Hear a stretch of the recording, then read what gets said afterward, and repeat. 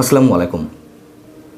24 August যে অভ্যুত্থান, নিঃসন্দেহে আমরা সেই অভ্যুত্থানের ভেতরে অনেক কিছুই এখনও পর্যন্ত জানি না। 5 আগস্ট সেনাপ্রধান শেষ মুহূর্তে শেখ হাসিনাকে কি বলছিলেন, ভারতের গোয়েন্দা সংস্থার ভূমিকা কি ছিল, শেখ হাসিনা কেন শেষ পর্যন্ত ধরে বসেছিলেন যে তিনি দেশ ছেড়ে যাবেন না, এই আন্দোলনে সাধারণ মানুষের স্বতঃস্ফূর্ত অংশগ্রহণ কেমন ছিল, অথবা এই আন্দোলনের পেছনে ক্রিয়ানকের ভূমিকা কারা পালন করছিল, প্লট কারা নির্মাণ করেছিল, কত টাকা ব্যয় হয়েছিল, এমন অনেক প্রশ্ন নিঃসন্দেহে এই প্রশ্নগুলো সামনে রেখে পৃথিবীর বিভিন্ন প্রান্তের গবেষকরা আগামী কয়েক বছর নানান ধরনের গবেষণা করবেন আমি নিশ্চিত। এবং এই সব প্রশ্নের বেশ খানিকটা উত্তর আমাদের সামনে তুলে এনেছেন সম্প্রতি ভারতে প্রকাশিত একটি বইয়ের 3 লেখক, যে এই বইতে অন্তত 4 আগস্ট এবং 5 আগস্ট গণভবনের অভ্যন্তরে কি হচ্ছিল, শেখ হাসিনার সঙ্গে কারা বৈঠক করছিলেন একের পর এক, ভারত কী ধরনের বার্তা পাঠাচ্ছিল এবং 3 বাহিনীর প্রধানেরা তাদের কি ভূমিকা ছিল। এই বইয়ের 3 লেখক বলছেন 2 আগস্টের কথা, যে 2 আগস্ট 2024 ভারত শেখ হাসিনাকে বিপদ সংকেত বার্তা দিয়ে রেখেছিল এবং বলেছিল কোটা আন্দোলন হাতের নাগালের বাইরে চলে গেছে বাংলাদেশ সরকারের, কিছু বাইরের শক্তি এই আন্দোলনকে পরিচালনা করছে। সেই সঙ্গে জানানো হয়েছিল জরুরি পরিস্থিতি তৈরি হলে ভারত শেখ হাসিনাকে আশ্রয় দিতে প্রস্তুত আছে। এবং তার পরদিনই 3 আগস্ট ভারতের গোয়েন্দা সংস্থা এবং বিভিন্ন এজেন্সির উচ্চপদস্থ কর্মকর্তারা ঢাকায় চলে আসেন। তাৎক্ষণিকভাবে হাসিনাকে উদ্ধার করার বিষয়টি নিয়ে তারা আলোচনা করতে থাকেন বিভিন্ন সরকারের বিভিন্ন শীর্ষ পর্যায়ের কর্তা ব্যক্তিদের সঙ্গে। সেনাপ্রধান এবং বিমান বাহিনীর প্রধান, একই সঙ্গে এনএসআইয়ের প্রধানকে বিষয়টি তারা অবগত করেছিলেন। এবং 5 আগস্ট কী হচ্ছিল, 5 আগস্ট সকালবেলায় ক্যাবিনেট সেক্রেটারি, ডিজিএফআই প্রধান, এনএসআই প্রধান, এসবি প্রধান, পুলিশ, সেনা এবং প্রশাসনিক কর্মকর্তারা গণভবনে আসতে থাকেন এক এক করে। তারা খুব দ্রুত শেখ হাসিনাকে গণভবন ত্যাগ করার প্রস্তুতি নিতে বলেন। 5 আগস্ট দুপুরেই নৌবাহিনী এবং বিমান বাহিনীর প্রধানকে নিয়ে সেনা প্রধান সেখানে হাজির হন। তারা সটান ঢুকে পড়েন যেখানে ডিজিএফআই প্রধান কিংবা পুলিশ, সেনা, প্রশাসনিক কর্মকর্তাদের বিভিন্ন পর্যায়ের কর্মকর্তাদের সঙ্গে শেখ হাসিনা কথা বলছিলেন। সেই বৈঠকে তারা ঢুকে পড়েন এবং 3 বাহিনীর প্রধান ঢুকেই শেখ হাসিনাকে বলতে থাকেন যে এক্ষুনি আপনাকে গণভবন ছাড়তে হবে। সেনাপ্রধান জানান তিনি যদি গণভবনের বাসভবনে থাকেন তবে তার নিরাপত্তার কোনো গ্যারান্টি দেওয়া সম্ভব নয়। অর্থাৎ সেনাবাহিনীর পক্ষ থেকে এই কথাই তাকে সরাসরি জানিয়ে দেওয়া হয়। সেনাপ্রধান তাকে ব্যাগপত্র গুছিয়ে দ্রুত গণভবন ছাড়তে চাপ দিতে থাকেন, জোরাজুরি করতে থাকেন। প্রধানমন্ত্রীর সঙ্গে কথা বলার সময়ই চারদিক থেকে বিক্ষোভকারীরা গণভবনের দিকে ছুটে আসছে এমন খবর পৌঁছাতে থাকে। এবং বইয়ের লেখকরা বলছেন জেনারেল ওয়াকারুজ্জামান আবারও হাসিনাকে বলেন সময় নষ্ট করার সুযোগ নেই, তাকে এক্ষুনি গণভবন ছাড়তে হবে। কিন্তু শেখ হাসিনা কিছুতেই গণভবন ছাড়তে সম্মত হচ্ছিলেন না। শেখ হাসিনা তাদের সেই পরামর্শ মুখের উপরে প্রত্যাখ্যান করেন এবং তিনি মন্তব্য করে বসেন যে ভাবলেন কি করে এই সংকটময় মুহূর্তে আমি দেশ ছেড়ে চলে যাব। সেনাপ্রধানের কাছে শেখ হাসিনা তখন জানতে চান আপনি আমার পাশে শক্তভাবে দাঁড়াবেন কিনা। এর উত্তরে সেনাপ্রধান বলেছিলেন হ্যাঁ দাঁড়াবো। কিন্তু এরপরেও নৌবাহিনী প্রধান এবং বিমান বাহিনীর প্রধান হাসিনাকে জানান তারা শক্তভাবে তার পেছনে থাকলেও তার উচিত দেশ ছাড়ার প্রস্তাবটি নাকচ করে দেওয়া নয়। এবং ঘরের মধ্যে তখন শেখ রেহানা উপস্থিত ছিলেন। রেহানা শেখ হাসিনাকে বোঝাচ্ছিলেন যে না, তাদেরকে দেশ ছাড়া উচিত, গণভবন ছাড়া উচিত। তিনি তাতেও কোনো প্রকার কর্ণপাত করছিলেন না। ঠিক এই মুহূর্তে সজীব ওয়াজেদ জয়ের একটি ফোন আসে। তিনি তখনই তার মাকে বলেন যে এই মুহূর্তে দেশ ছেড়ে চলে যেতে হবে তোমাকে।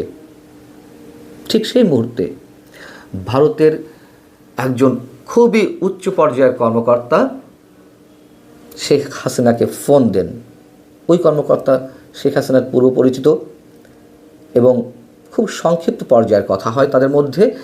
এক পর্যায়ে তিনি বলেন যে এরই মধ্যে অনেক দেরি হয়ে গেছে, আপনি যদি এখনই গণভবন না ছাড়েন তাহলে আপনাকে খুন হতে হবে।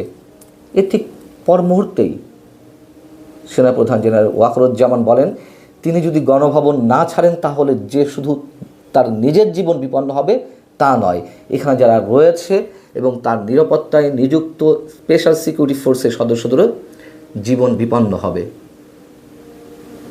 বইটিতে এই কথাগুলো তুলে আনা হয়েছে যে ভারতের আকাশসীমায় প্রবেশের সঙ্গে সঙ্গে ভারতের কয়েকটি জেট বিমান হাসিনা ও রেহেনাকে বহনকারী বিমানটিকে পাহারা দিয়ে নিয়ে গিয়েছিল গাজিয়াবাদের হিন্দান বিমান ঘাঁটি পর্যন্ত। এদিকে শেখ হাসিনা দেশ ছাড়া মাত্র 20 থেকে 25 মিনিটের মধ্যে চারিদিক থেকে জনস্রোতের মধ্য দিয়ে বিক্ষোভকারীরা গণভবনে ঢুকে পড়ে এবং সেখানে যারা নিরাপত্তার কাজে নিয়োজিত ছিলেন তারা কোনো প্রকারের বাধা দেননি, বাধা দেওয়ার উপায়ও ছিল না।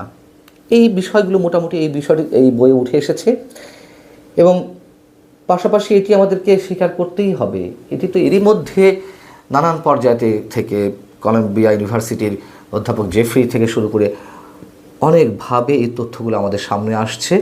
কারা এর পেছনে প্লট নির্মাণ করেছিল, কী পরিমাণ টাকা ব্যয় করা হয়েছে এবং কোন ধরনের শক্তি এর পিছনে কাজ করেছে। আর একটা পর্যায়ে নিশ্চয়ই আমরা দেখেছি যে সেই আন্দোলনে সাধারণ মানুষের ইনভলভমেন্ট ছিল, যারা আওয়ামী লীগের করেন বা আওয়ামী লীগের বিভিন্ন পর্যায়ের নেতা রয়েছেন তাদের সন্তানেরাও সেই আন্দোলনে ছিল। তারও ব্যাখ্যা এর আগে আমি আপনাদের সামনে দিয়েছি। তবে যেই তথ্যগুলো আমাদের সামনে আসছে, নিশ্চয়ই একটা সময় আমাদেরকে কথা বলতে হবে, শেখ হাসিনা সরকারের বিদায়টা হয়তো প্রয়োজন ছিল, কিন্তু তার বিদায়ের মধ্য দিয়ে আমাদের অনেক কিছুই শেষ হয়ে গেছে। ভালো থাকুন সবাই। তাতে করে মনে হচ্ছে যে 10-12 কেজি তো হবেই, অর্থাৎ যদি এক ভরিতে 1 তোলা 80 ভরিতে 1 কেজি, এখানে 850 ভরি স্বর্ণ পাওয়া গেছে। তো এগুলোর মধ্যে অনেক কিছু আছে, আমি সেগুলো পরে বলবো। তো সেক্ষেত্রে ধরুন কত হয়, 80 তোলায় যদি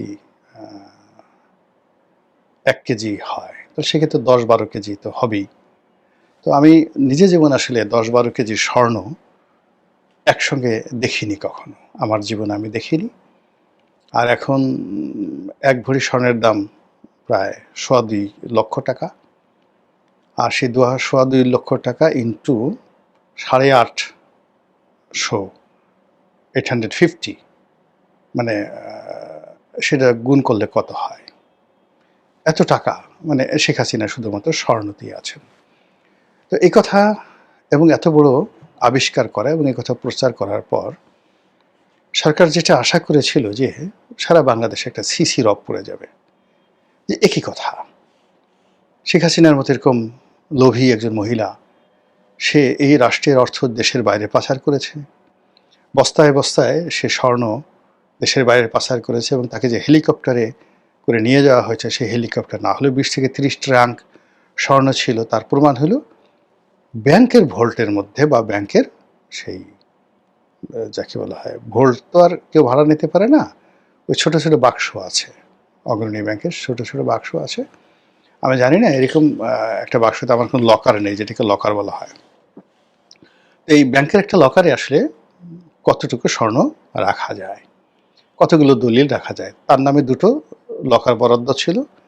এই 2টো লকারের আকার কতটুকু, আয়তন কতটুকু, এবং সেখানে যে সকল জিনিস পাওয়া গেছে বলে বলা হচ্ছে, যেমন সেখানে একটা সোনার হরিণ পাওয়া গেছে, আবার সেই হরিণের বিভিন্ন অঙ্গ প্রত্যঙ্গ তামা দিয়ে জোড়া দেওয়া হয়েছে। তো চিন্তা করেন যে শেখ হাসিনার, তিনি যে পাগল, তার মাথায় যে কোনো বুদ্ধি নেই এবং তার যে কোনো রুচি নেই, এটা ওনার এই সোনার হরিণ দেখলে বোঝা যায়। তিনি স্বর্ণ দিয়ে হরিণ তৈরি করেছেন, সোনা দিয়ে হরিণ তৈরি করেছেন, সোনার হরিণ, কিন্তু সেই হরিণের হাত পায়ের যে বন্ধন, এটা দিয়েছেন তামা দিয়ে। এ কাজ কেউ করে বলেন তো? এরপরে অনেকগুলো বড় বড় স্বর্ণ দিয়ে তিনি নৌকা তৈরি করেছেন। এরকম একটা নৌকার ছবি আমরা দেখলাম, এখন নৌকা যে কয়টি এটা বলা যাচ্ছে না।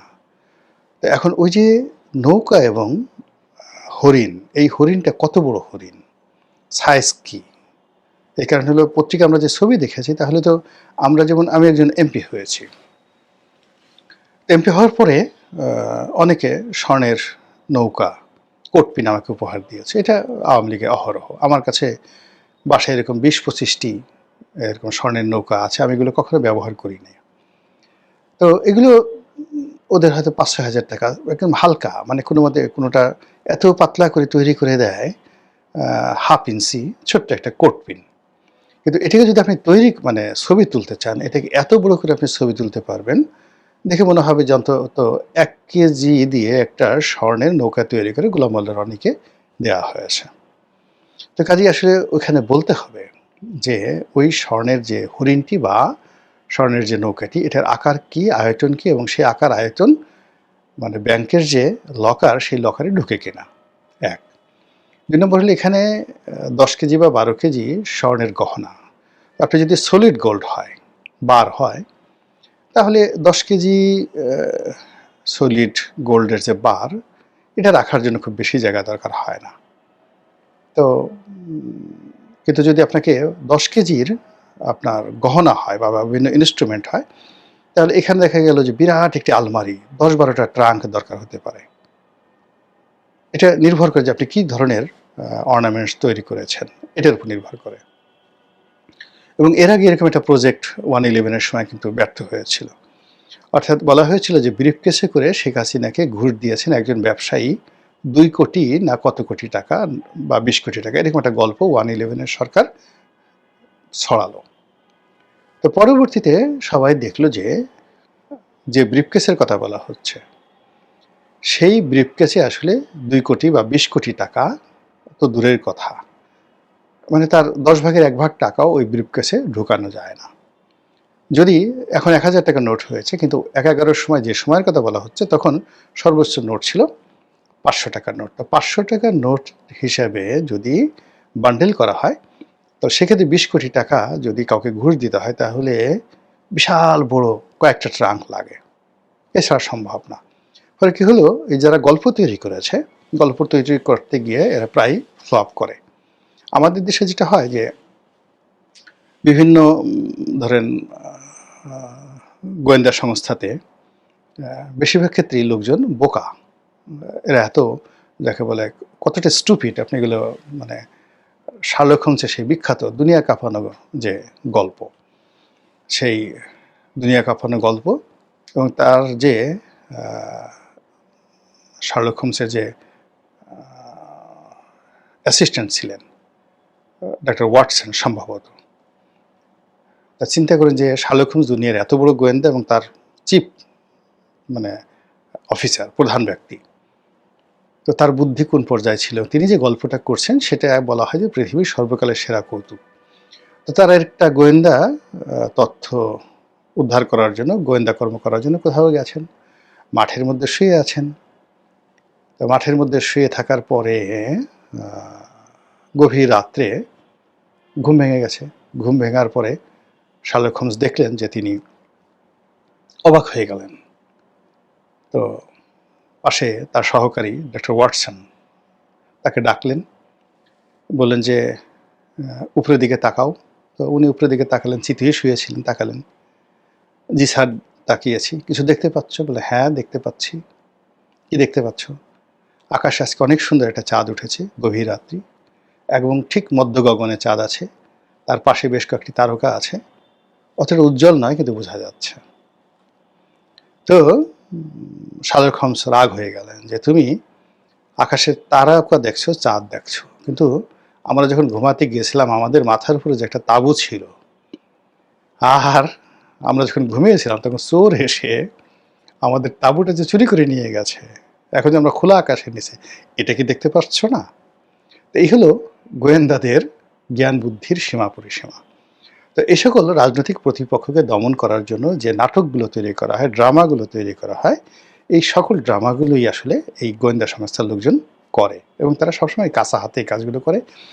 এরাই সেই রিচার্ড নিক্সনকে ডুবিয়েছে সেই ওয়াটারগেট কেলেঙ্কারির মাধ্যমে।